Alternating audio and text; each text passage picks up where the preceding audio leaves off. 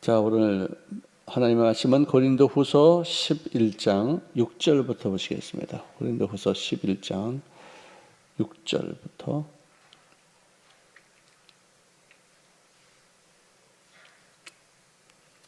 9절까지 한번 보시겠습니다.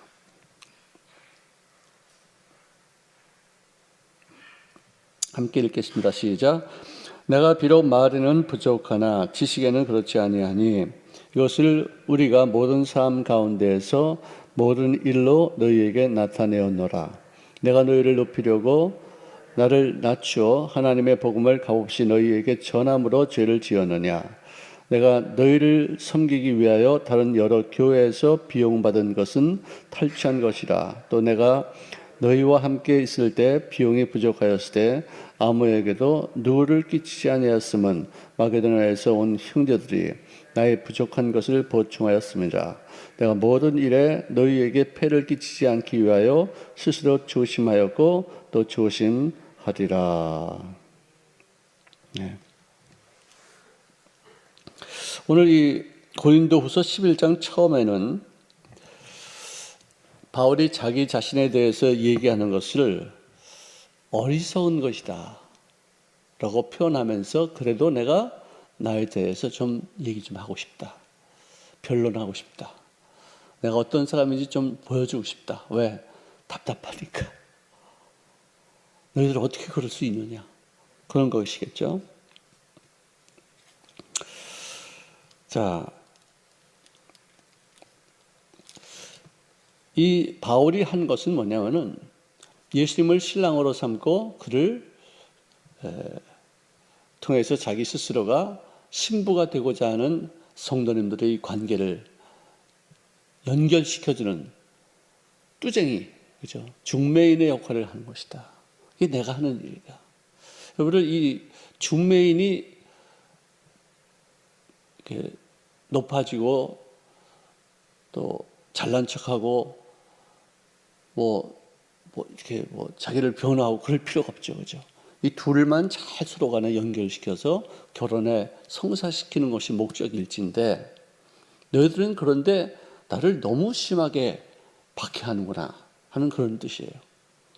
죄 정도 사실은 잘난 척할 것도 없고 교만할 것도 없고 누구에게 내세울 것도 없어요. 왜? 내가 하는 일은 예수님과 여러분들 사이 중간 역할을 잘 감당해서 그분이 하신 말씀을 전하고 그분의 삶이 어떤 삶이었다는 것을 표현하면서 우리들도 이런 삶을 살아야 된다는 것을 알려주는 것뿐이지 내가 뭘 여기서 높아지고 자기를 자랑할 게 어디 있겠어요, 그죠? 중매하는 사람은 이 두 사람의 관계 설정이 잘 이루어지는 그것으로 끝나는 거예요.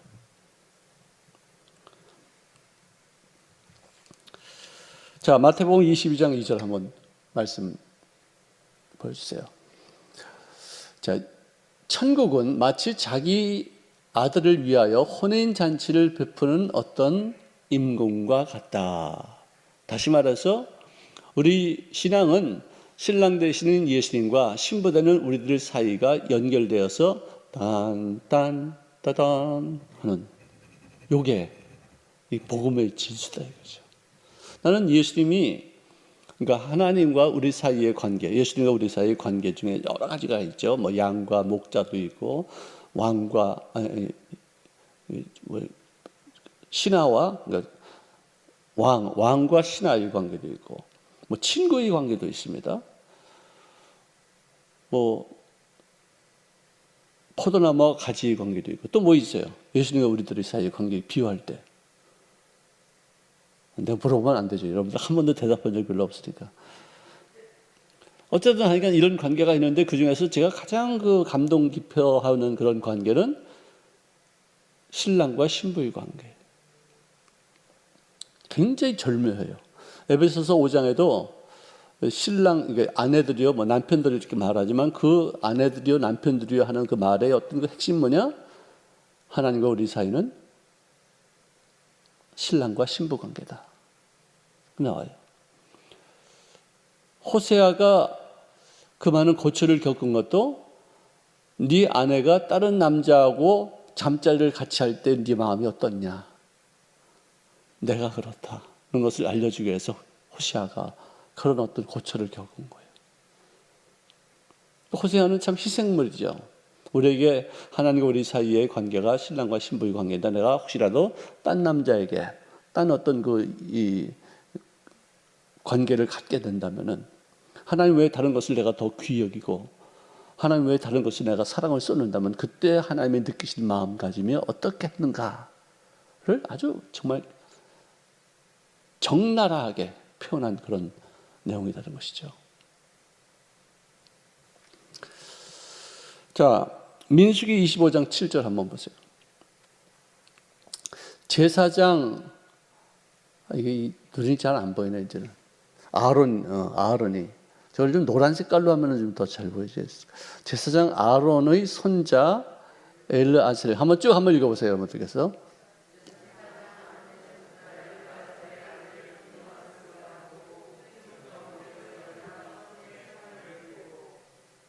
그 다음에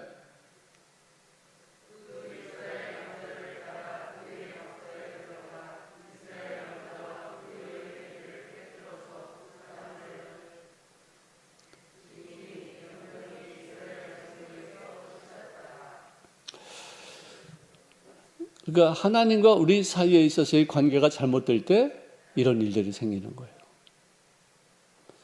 참 그래서 우리 예수 믿는 사람들은 어떻게 보면은 큰 은혜이지만 어떻게 보면은 위험해요. 잘하면 기가 막히지만 잘못했을 때 하나님의 진노하심이 우리에게 임한다면은 참 무서운 일이죠. 에레미야서 31장 32절 한번 다시 한번 펼쳐보십시오. 자, 한번 읽어보시기 바랍니다. 시작.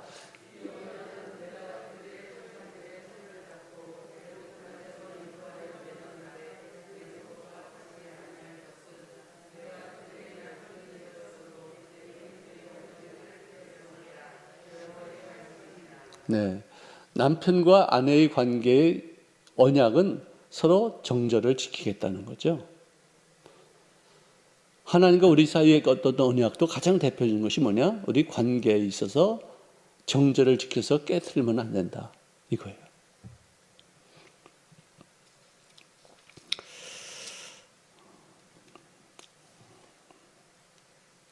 정결한 신부가 되어서 예수님 한 분만 나의 남편으로 삼는 것. 사마리아 여인은 네 남편을 데려오라니까 저게 남편이 없습니다. 그래, 네가 5이 있었지. 지금 것도 네 남편 아니니까 네가 남편이 없다는 게 맞는 말이다. 너 남편 부지 많았지? 그 뜻이죠. 그죠? 우리 인생도 예수 믿기 전에는 내 남편이 예수님이 아니었고 내가 가장 귀히 여기는 것, 내 자랑거리, 내 명함, 내 안식처, 내가 거기 그분과 같이 있을 때, 그 남편과 같이 있을 때 내 인생의 어떤 그런 명함을 내놓을 수 있는 어떤 그런 부분, 자기 통장에 있는 잔액이 얼마가 자기 남편이 될 수 있고, 자기가 타고 다니는 차가 남편이 될 수 있고, 자기 지위도, 자기 어떤 명예도 다 남편이 될 수 있는데, 이걸 쫓아봤더니 결국 나중에 보니까 공이었더라, 빵이었더라. 이 사마리아 여인이 하는 말이 그거예요. 그래서는 그분은 나중에 예수가 그리스도시다, 제 남편이다 소개하잖아요. 파트너를 무지하게 많이 바꾸어 봤지만 자기 마음속에 감동을 주는 파트너는 이 사람밖에 없다고서는 I will never change my partners again. 다시는 파트너 바꾸지 않겠다면서 노래했던 패티 페이지라는 여자의 노래가 요즘도 울리지 않습니까? 그렇습니다. 저도 그 노래 맨 처음에 듣고서 내가 눈물이 핑 돌더라고요. 내가 예수 믿고 나서 그 다음 해에 그 사람이 한국에 와서 공연을 하는데 그 노래를 부르는데 나도 내 남편을 내가 인생에 있어서 가장 귀히 여기다는 것이 이것이었다고 생각하면서 바꾼 남편이 얼마나 많았던 거 뼈저리게 느꼈죠. 그래서는 다시는 이제는 내 남편을 예수님으로 삼고 다시는 바꾸지 않겠다.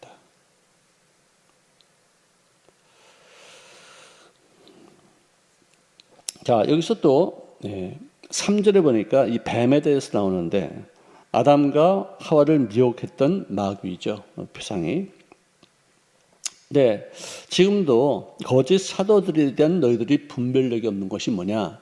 나를 남편으로 뒀으면 나를 주님으로 하나로 섬겨서 나와 끊임없이 같이 동행해야 되는데 거짓 사도들이 하는 말, 다른 복음을 전하고 예수님을 전하고 또 다른 영을 전할 때 왜 너희들은 분별 없이 그것을 용납하느냐?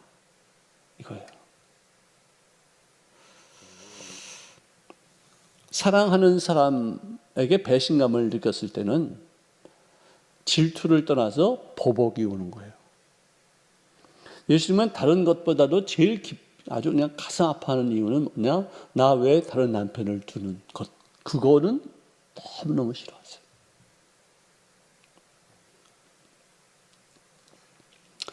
자, 어떻게 이 고린도 교인들이요. 그렇게 분별력이 없냐? 그렇게 어떻게 내가 하는 말은 잘 안 듣고 딴 남자가 하는 말을 듣냐? 그거 아니에요. 남편이 그거 얼마나 기가 막혀요. 네? 아내도 마찬가지겠죠. 근데 예수님은 절대로 그런 분은 아니시잖아요. 변절하지 않으시죠.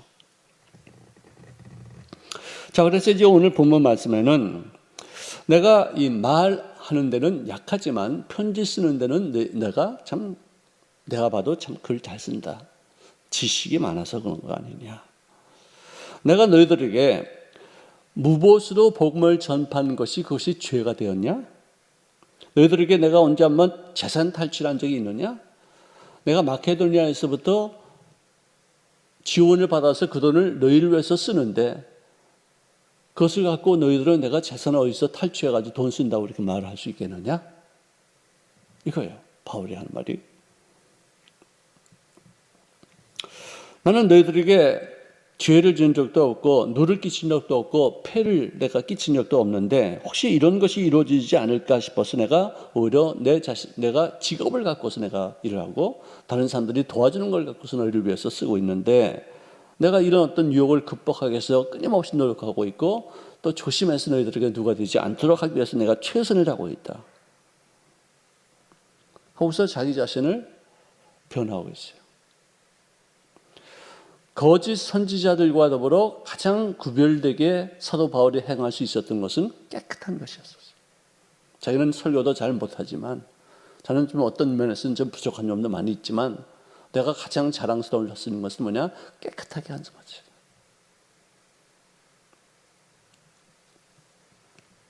여태까지 내 자신의 유익을 내가 추구하기 위해서 내가 복음을 전한 적이 한 번도 없다. 교회의 유익을 위해서 또 예수님께 한 영혼을 구원받게 해서 그분을 주님께로 드리는 어떤 그런 일 외에 나는 다른 한 것이 없다. 이게 바울의 어떤 자기 자신에 대한 변화예요.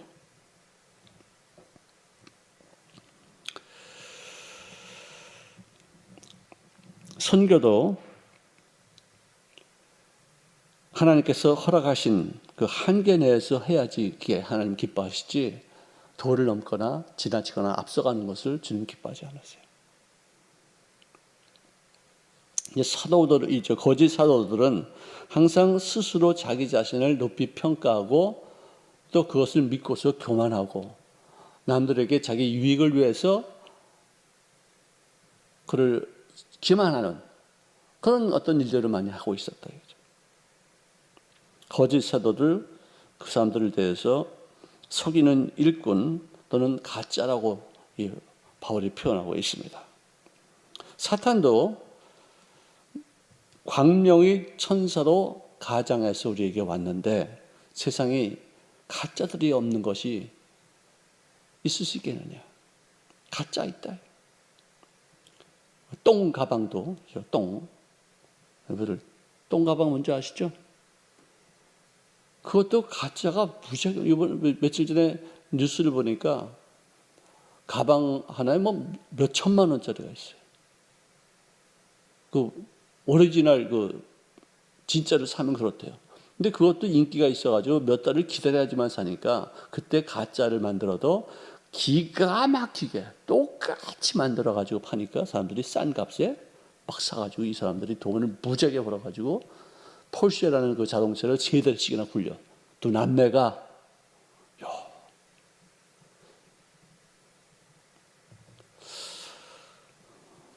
그렇게 여러분들 여성들 가방 좋아하죠?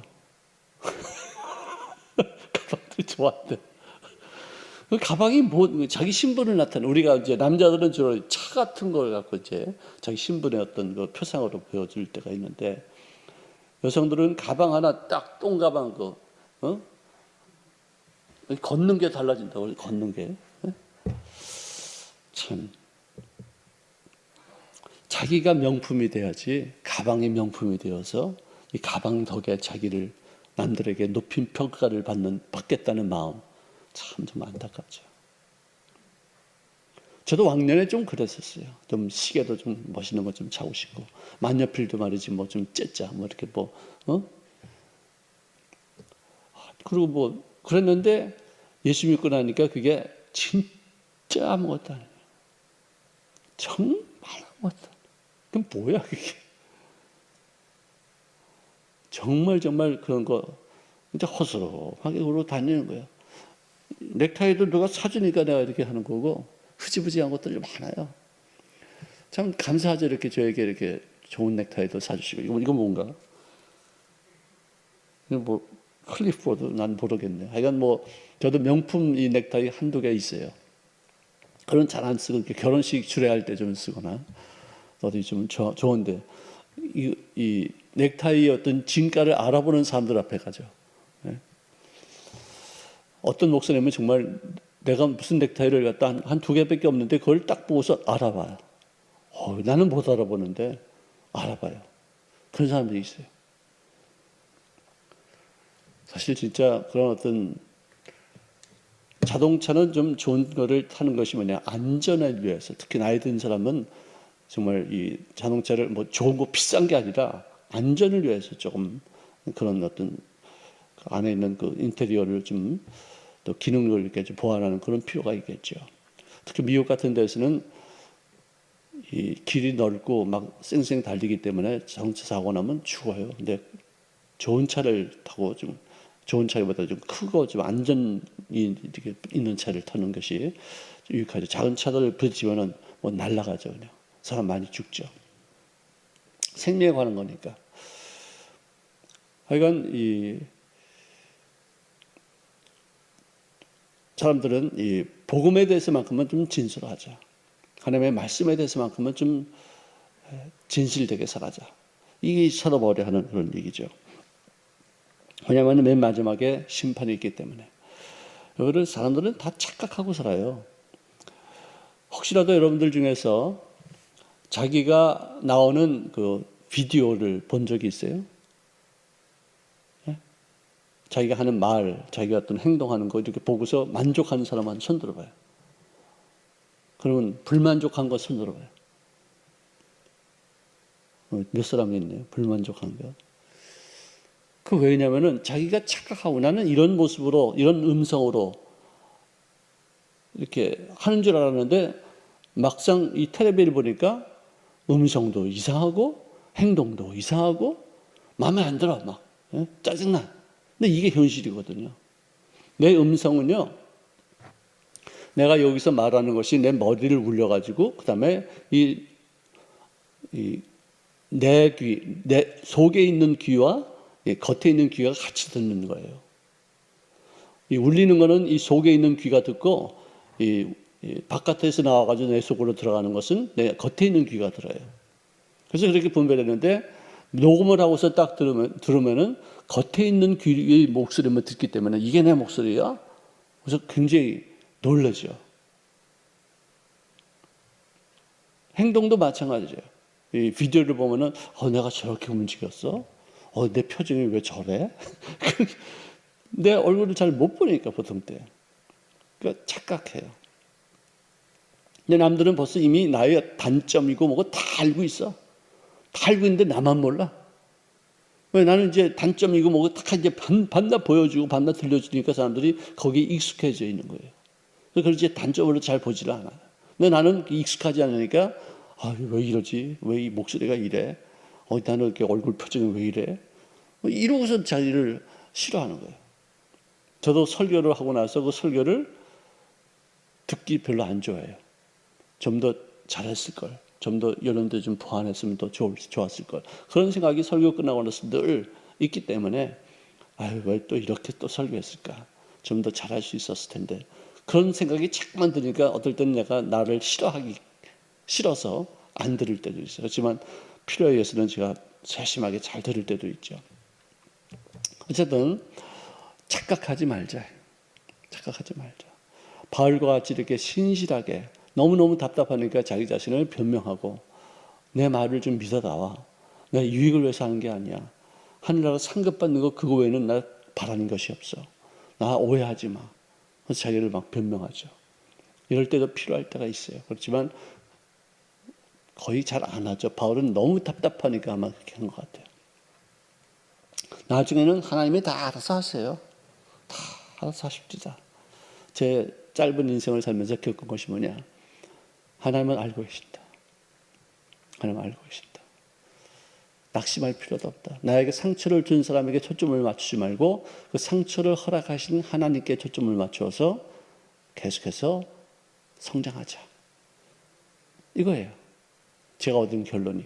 맨 처음에는 막 이럴 수가 있을까 저럴 수가 있을까 탓하기도 하고 뭐 변명도 하고 막 그랬는데 나중에 이제 보니까 나의 성장을 위한 하나님의 허락하심이구나. 그걸 깨닫고 나니까 요새같이 묵묵히 조금씩이라도 1년에 노릇꼬리만큼씩이라도 성장하기 위해서 용서하고 풀고 또 내가 누구를 미워할 때 내 마음이 기쁘지 않잖아요. 내가 즐겁지 않잖아요. 무겁잖아요. 좀 깔아앉아요. 누구 미워해보세요. 아유 싫어 나는. 털어야 돼 이렇게. 여러분들 그렇게 우리 삽시다. 저도 많이 노력하겠습니다. 자, 기도하겠습니다. 사랑하시는 주님 고맙습니다. 거짓 사도가 되지 아니하게 하시고 속이는 일꾼들이 되지 않게 하시고 자기 자신을 그리스도의 사도로 가장하는 그런 일들이 우리들의 생활 속에는 이루어지지 않기를 원하옵기도 합니다. 거룩하신 아버지시오, 우리가 자랑하는 것이 오직 하나님을 자랑하는 것 외에 다른 것이 없게 도와주시옵시고 나를 변화시키신 주님의 은혜가 얼마나 큰 것인가를 자랑하시는 저를 되어지게 역사하여 주시옵소서. 아버지, 마귀에게 속지 않기를 원합니다. 귀신에게 우리 마음 내어준 바 되지 않기를 원합니다. 우리가 정결한 그리스도의 신부로서 한 분 되신 우리 신랑 우리 예수님 한 분만을 따르시는 저를 되어지게 도와주시옵시고 귀신에게 어리석은 모습으로 속임당하는 바보 같은 인생 되지 않게 도와주시옵기를 원하며 예수님의 이름으로 기도합니다. 아멘.